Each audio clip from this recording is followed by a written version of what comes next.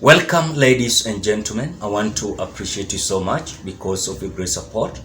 Please consider subscribing to this channel. This is the message of Uhuru Muigai Kenyatta from his close ally, David Murathe.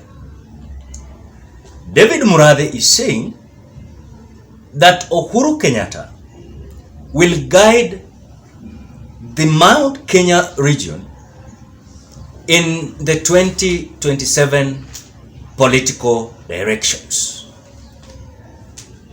As far as we are concerned, Uhuru Kenyatta had decided to retire and had informed us of plans according to what we were seeing signifying from Uhuru's message. He was to hand over the party's leadership tools, but he has been forced back to the politics, and this time it will be messy for them. He will guide the Mount Kenya region in 2027 political direction. That is whatever David Murathe is saying. Why am I saying that this just a message in a unique way, that when you look at the politics of Mount Kenya region as we speak now, it is in a dangerous hands.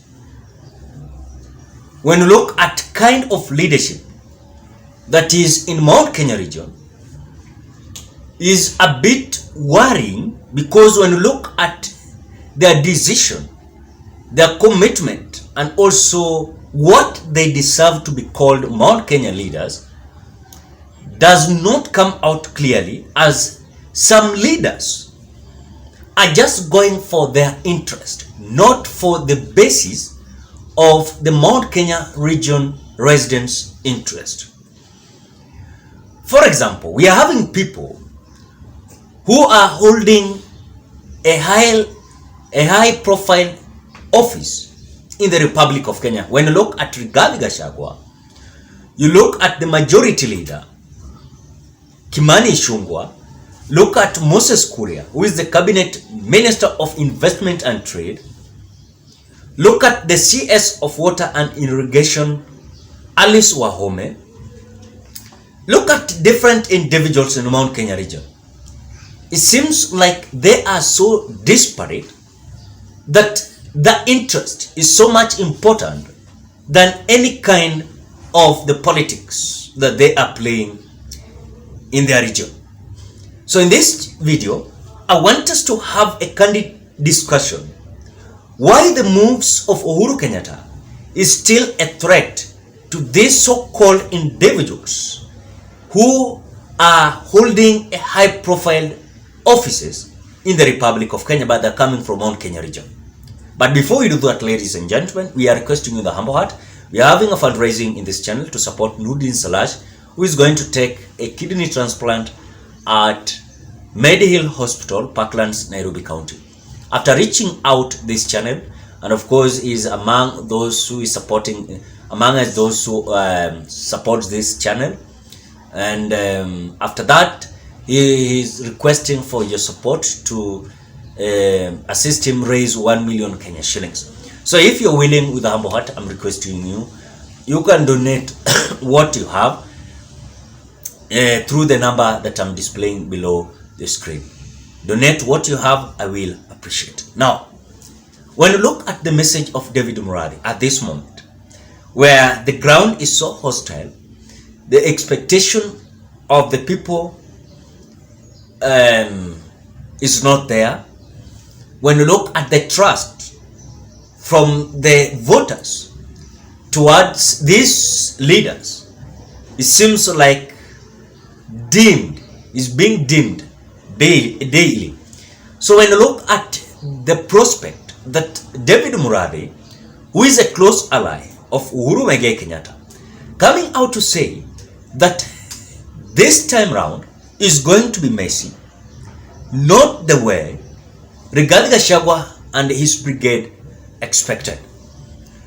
When I read this statement from David Murathe, this connects with what Uhuru Muigai Kenyatta said during the Jubilee NDC at Race Cross, Ngong Road, Nairobi County. Now, when you look at the message that these people are conveying, is a very critical message that if you don't understand, is that Uhuru Muigai Kenyatta is still there to play politics of Mount Kenya region. You like it, you don't like it. And these are my reasons and my opinion connecting with what David Murathe has said. Number one, Uhuru Kenyatta is still having that ability to be influencer when it comes to the Mount Kenya politics. The reason behind it is, as much as Uhuru Kenyatta wants to build up the scenario and mechanism on how to throw out this so-called kingmanship politics in Mount Kenya region, he must come out to find a way of having a strong political party that is going to be his vehicle. Despite of him retiring as the president of the Republic of Kenya, does not mean that Uhuru Muigai Kenyatta wants to be the president again. It doesn't mean that Uhuru Kenyatta wants to be a member of parliament again, but he wants to at least make a kind of mechanism that is going to make Mount Kenya region politics to be respected as it was. Because when you look at the course that these individuals has taken towards the politics, is their interest is more important than even building up the Mount Kenya politics the way it was. So according to my opinion, Uhuru Kenyatta as an influencer now, he must come out with a political party that is going to be a vehicle spearheading towards what they need, uniting Mount Kenya region, returning the respect and also the kind of kingmanship politics that they had in Mount Kenya region. Number two, Uhuru Kenyatta has the resources. The resources that Uhuru Kenyatta has, he can use it. He can utilize it to ensure that any mechanism that is going to have is going to ensure that everything is going to be perfect. Because without resources, it might be difficult for Uhuru Kenyatta to spearhead this kind of course. But in any case, he is having the resources, which I believe Uhuru Kenyatta has the resources. He can mobilize people through these resources, and this might be messy, noisy in the Mount Kenya region.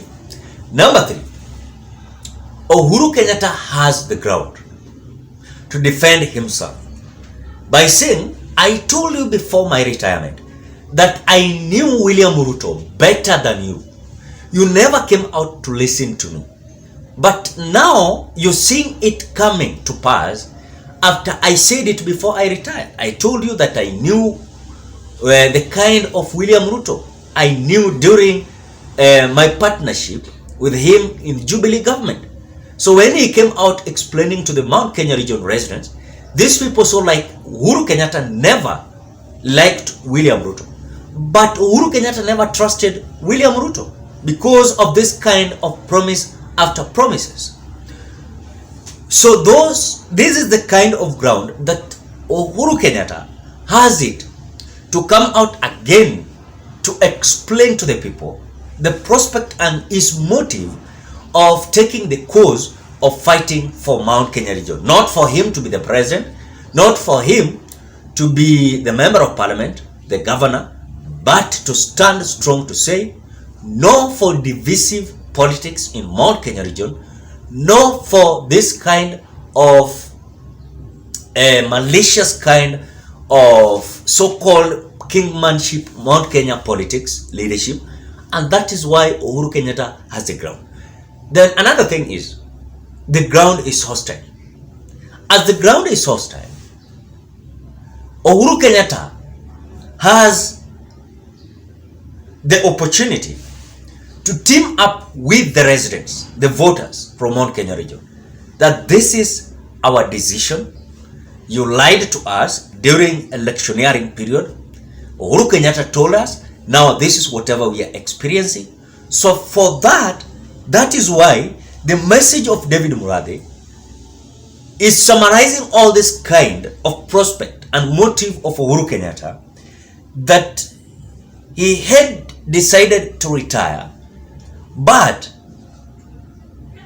it seems like a kind of